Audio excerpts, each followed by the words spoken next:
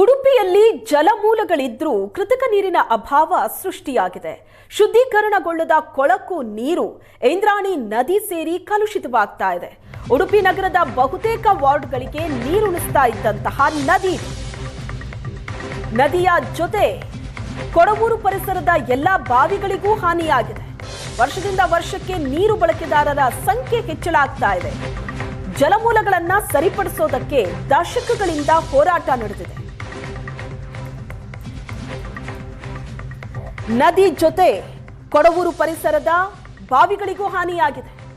ಇಲ್ಲಿನ ಜಲಮೂಲಗಳನ್ನ ಸರಿಪಡಿಸಬೇಕು ಅನ್ನೋದು ಬಹಳ ವರ್ಷಗಳಿಂದ ನಡೀತಾ ಇರುವಂತಹ ಹೋರಾಟ. ಆದರೆ ಆ ಹೋರಾಟಕ್ಕೆ ಮನ್ನಣೆ ಸಿಗ್ತಾ ಇಲ್ಲ. ಜಲಮೂಲಗಳಿದ್ರೂ ಕೂಡ ನೀರಿನ ಅಭಾವ ಸೃಷ್ಟಿಯಾಗಿದೆ. ಇಂದ್ರಾಣಿ ನದಿ ಇದು ಕಲುಷಿತ ನೀರು ಈ ನದಿಗೆ ಸೇರಿ ನದಿಯ ನೀರು ಕಲುಷಿತ ಆಗ್ತಾ ಇದೆ. ಜೊತೆಗೆ ಸುತ್ತಮುತ್ತಲಿನ ಬಾವಿಗಳ ನೀರು ಕೂಡ ಕಲುಷಿತವಾಗ್ತಾ ಇದೆ. ಇದು ಜನರ ಆಕ್ರೋಶಕ್ಕೆ ಕಾರಣವಾಗಿರುವುದು.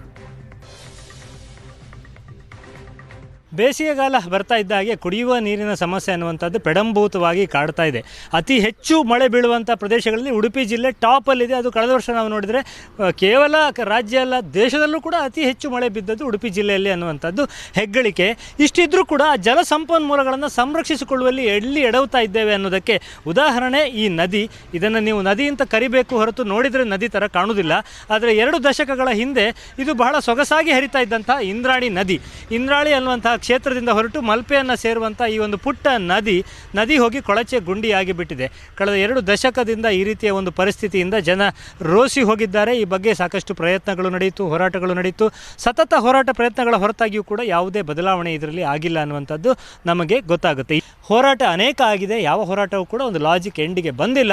ಈ ರೀತಿಯ ನೀರಿನ ಮೂಲಗಳನ್ನು ಉಳಿಸ್ಕೊಳ್ಬೇಕು ಅನ್ನುವಂಥದ್ದು ಜನರ ಆಗ್ರಹ ಆಗಿದೆ. ಮತ್ತಷ್ಟು ಜನರನ್ನು ಮಾತನಾಡಿಸೋಣ, ಏನು ಹೇಳ್ತಾರೆ ಕೇಳೋಣ. ಅಮ್ಮ, ನೀವು ತುಂಬ ವರ್ಷದಿಂದ ಇದ್ದವರಿಲ್ಲಿ. ಈ ನದಿ ಮುಂಚೆ ಹೇಗೆ ಇತ್ತು, ಈಗ ಏನಾಗಿದೆ, ಏನೆಲ್ಲ ತೊಂದರೆ ಹೇಳಿ. ಒಳ್ಳೆ ನೀರು, ನಾವು ಸ್ನಾನ ಮಾಡುತ್ತಿದ್ದೇವೆ, ತಲೆಪಂಕೆ ಹಸಿರ ಒಗೀತಿದ್ದೆ, ಎಲ್ಲ ಮಾಡುತ್ತಿದ್ದೇವೆ. ಈಗ ವಾಸನೆಯಲ್ಲಿ ನಿಲ್ಲಿಕ್ಕಿಲ್ಲ. ಈಗ ಸಂಜೆಗೆ ಒಂದು 7 ಗಂಟೆ ಶುರು ಆಗ್ತದೆ ವಾಸನೆ ಬರಲಿ. ಕುಡಿಯುವ ನೀರಿಗೆಲ್ಲ ಏನು ಸಮಸ್ಯೆ ಉಂಟು ಇಲ್ಲಿ? ಈಗ ಕುಡಿಯುವ ನೀರು ಇಲ್ಲಿ ನಾವು ನಳ್ಳಿಯದ್ದಲ್ಲ. ಈಗ ಮೊದಲು ಅದರ ನಮ್ದು ಕೆರೆ ಇತ್ತು, ನಾವು ಕುಡಿಯುತ್ತಿದ್ದೇವೆ ನೀರು. ಈಗ ಆ ಕೆರೆ ಮುಚ್ಚಿದೆ. ನಾವು ಈಗ ಇಲ್ಲೇದು ನೀರು ಎಲ್ಲಿ ಒಳ್ಳೆ ಇಲ್ಲ. ಏನೆಲ್ಲ ಕಷ್ಟ ಆಗ್ತದಮ್ಮ ಈ ನೀರು ಗಲೀಜಾದ ಮೇಲೆ? ನಿಮ್ಗೆ ಇಲ್ಲಿ ವಾಸ ಮಾಡೋದಕ್ಕೆ ಏನೆಲ್ಲ ತೊಂದರೆ ಆಗ್ತಾ ಇದೆ? ನಮಗೆ ವಾಸ ಮಾಡಲಿಕ್ಕೆ ಫಸ್ಟು ನಮಗೆ ಅದು ವಾಸನೆ ಬರೋದು ಒಂದು, ಎರಡನೇದ್ದು ನಮಗೆ ಕ್ರಿಮಿಕೀಟ ಎಲ್ಲ ಸೇರಿ ನಮಗೆ ರೋಗ ರುಜಿನಗಳು ಬರೋದು 2. 3 ಜನಗಳಿಗೆ ಇಲ್ಲಿ ನಿಲ್ಲಕ್ಕೆ ಆಗೋದಿಲ್ಲ. ಅಷ್ಟು ನೀರು ಹೇಗೂ ಕುಡಿಲಿಕ್ಕೂ ಇಲ್ಲ. ಮುನ್ಸಿಪಾಲ್ಟಿ ನೀರೇ ಆಧಾರ ನಮಗೆ. ಮತ್ತು ಜನರಿಗೆ ಆಗುವ ವ್ಯತ್ಯಾಸ ಅಂದರೆ ಕುಡಿಯಲಿಕ್ಕೆ ಏನು ನೀರಿಲ್ಲ, ಬಟ್ಟೆ ಒಗಿಲಿಕ್ಕೆ ಇಲ್ಲ. ಮುಂಚಿನ ಕಾಲದಲ್ಲಿ ನಾವೆಲ್ಲ ಸ್ನಾನ ಮಾಡಿ ಬಟ್ಟೆ ಒಗೆದು ಎಂತ ಬೇಕಾದರೂ ನೀರಿನಿಂದ ಉಪಯೋಗ ಮಾಡ್ತಿದ್ದೆವು. ಈಗಿನ ನೀರು ನೋಡಿದರೆ ಅಲ್ಲಿ ಹತ್ತಿರ ಹೋಗಲಿಕ್ಕಿಲ್ಲ, ನೋಡಲಿಕ್ಕೂ ಆಗೋದಿಲ್ಲ, ಅಷ್ಟು ಕಪ್ಪು. ಸರ್, ನೀವು ಈ ಭಾಗದ ಕೌನ್ಸಿಲರ್ ಆಗಿ ತುಂಬ ಪ್ರಯತ್ನ ಮಾಡಿದ್ದೀರಿ. ಇದಕ್ಕೆಲ್ಲ ಎಲ್ಲಿ ಎಡವಿದ್ದು ಮತ್ತು ಇದಕ್ಕೆ ಪರಿಹಾರ ಅನ್ನೋದೇ ಇಲ್ವಾ? ಹಾಗಾಗಿ ಇಂದ್ರಾಣಿ ನದಿ ಹುಟ್ಟುಕೊಂಡು ಬರುವಂಥದ್ದು ಮತ್ತು ಅದು ಸಮುದ್ರ ಸೇರುವಂಥದ್ದು ಉಡುಪಿ ನಗರದ ವ್ಯಾಪ್ತಿಯಲ್ಲೇ, ನಗರಸಭಾ ವ್ಯಾಪ್ತಿಯಲ್ಲೇ ಹುಟ್ಟುವುದು ನಗರಸಭೆ ವ್ಯಾಪ್ತಿಯಲ್ಲೇ, ಸಮುದ್ರ ಸೇರುವುದು ನಗರಸಭೆ ವ್ಯಾಪ್ತಿಯಲ್ಲೇ.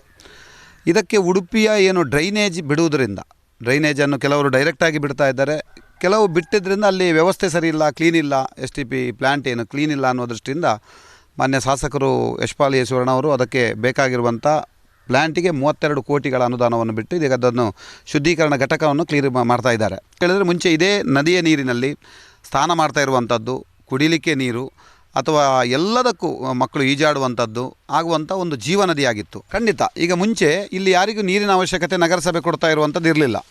ನಗರಸಭೆ ಎಲ್ಲಿತ್ತು ಕೇಳಿದರೆ ಕೇವಲ ಉಡುಪಿಯ ಒಂದು 6 ವಾರ್ಡ್ಗಳಲ್ಲಿ ನೀರಿನ ವ್ಯವಸ್ಥೆ ಇತ್ತು. ಈಗ ಕೊಡವೂರು ಭಾಗದಲ್ಲಿಗೆ ಎಲ್ಲರ ಮನೆಗೂ ನಗರಸಭೆಯ ನೀರು ಬೇಕಾಗಿದೆ. ಯಾಕೆ ಕೇಳಿದರೆ ಈ ವ್ಯವಸ್ಥೆ ಹಾಳಾಗಿದೆ. ಉಡುಪಿ ಒಂದು ಬೆಳೀತಾ ಇರುವಂಥ ನಗರ. ಇಲ್ಲಿ ವರ್ಷದಿಂದ ವರ್ಷಕ್ಕೆ ಜನಸಂಖ್ಯೆ ಜಾಸ್ತಿ ಆಗ್ತಾ ಇದೆ, ನೀರಿನ ಬೇಡಿಕೆಯೂ ಜಾಸ್ತಿ ಆಗ್ತಾ ಇದೆ. ನಮ್ಮಲ್ಲಿದ್ದಂಥ ಮೂಲ ಜಲ ಸಂಪನ್ಮೂಲಗಳನ್ನು ಉಳಿಸಿಕೊಳ್ಳುವುದೊಂದೇ ಇದಕ್ಕೆ ಪರಿಹಾರ. ಇದನ್ನು ಯಾವಾಗ ಅರ್ಥ ಮಾಡಿಕೊಳ್ತೇವೋ ಆಗ ನಗರದ ಕುಡಿಯುವ ನೀರಿನ ಸಮಸ್ಯೆ ಬಗೆಹರಿಯುತ್ತೆ. ಉಡುಪಿಯಿಂದ ಕ್ಯಾಮ್ರಾಮನ್ ಹರೀಶ್ ಜೊತೆಗೆ ಶಶಿಧರ್ ಮಾಸ್ತಿಬೈಲು, ಏಷ್ಯಾನೆಟ್ ಸುವರ್ಣ ನ್ಯೂಸ್.